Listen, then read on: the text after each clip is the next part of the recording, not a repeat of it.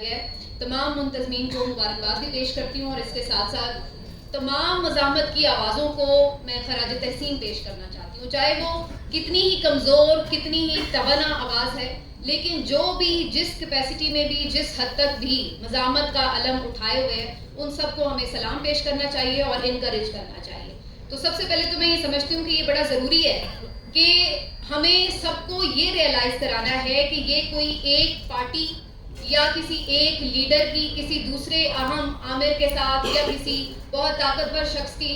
آپس کی دو لوگوں کی لڑائی نہیں ہے،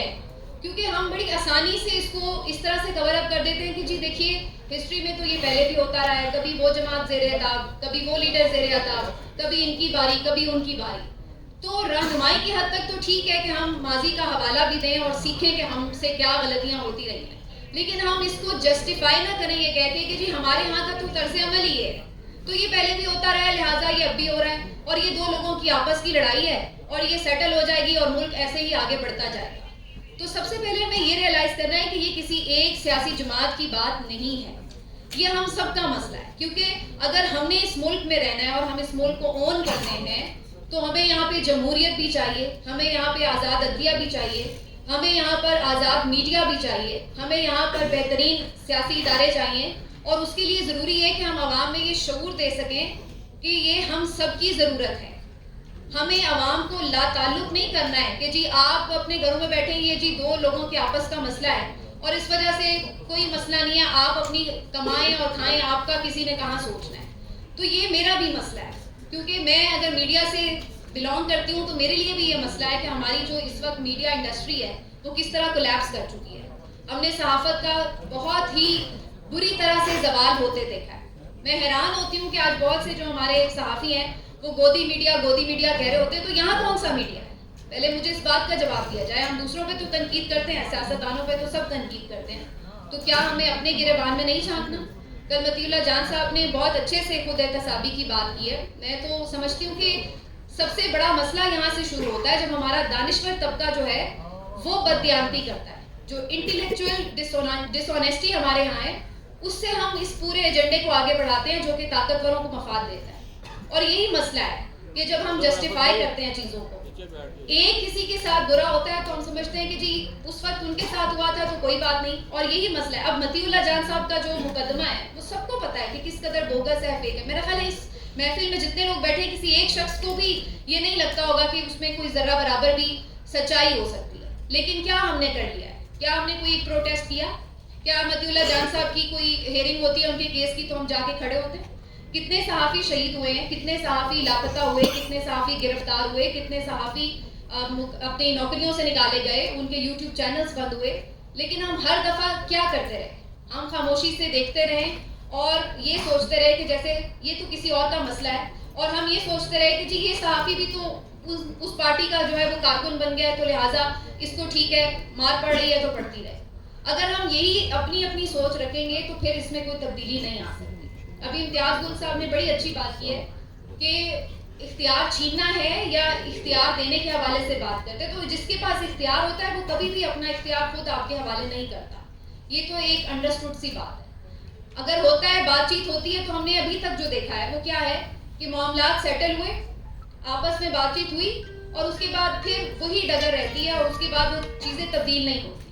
کوئی سیکیورٹی تھریٹ نہیں ہوتا، یہ بیسکلی نوکری تھریٹ ہوتا ہے جو ہر 3 سال کے بعد ہمیں اسی محاذ پہ آ کے کھڑا کر دیتا ہے کہ جب پہلے 3 سال تھا اب تو خیر ماشاءاللہ 5 سال ہو گیا، اور کبھی وہ 5 سال پہ بھی رکے گا نہیں، وہ میرا خیال ہے آگے ہی چلتا جاتا ہے۔ تو کہنے کا مقصد یہ کہ وہ جو نوکری تھریٹ ہے اس نے ساری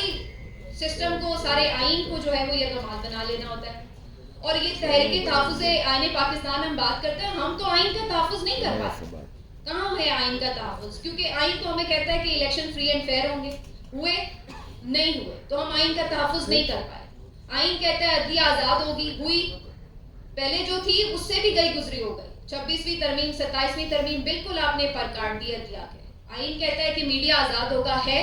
پہلے سے بھی برے حالات ہیں، کبھی بھی آئیڈیل سچویشن نہیں تھی، لیکن اب تو بالکل آپ کو اس طرح سے مفلوج کر دیا گیا ہے میڈیا کی آزادی کو، پارلیمان کو، ہر چیز کو۔ تو کہنے کا مقصد یہ ہے کہ آئین کا تحفظ تو ہم سوری ٹو سے نہیں کر سکے، اور ہم ابھی بھی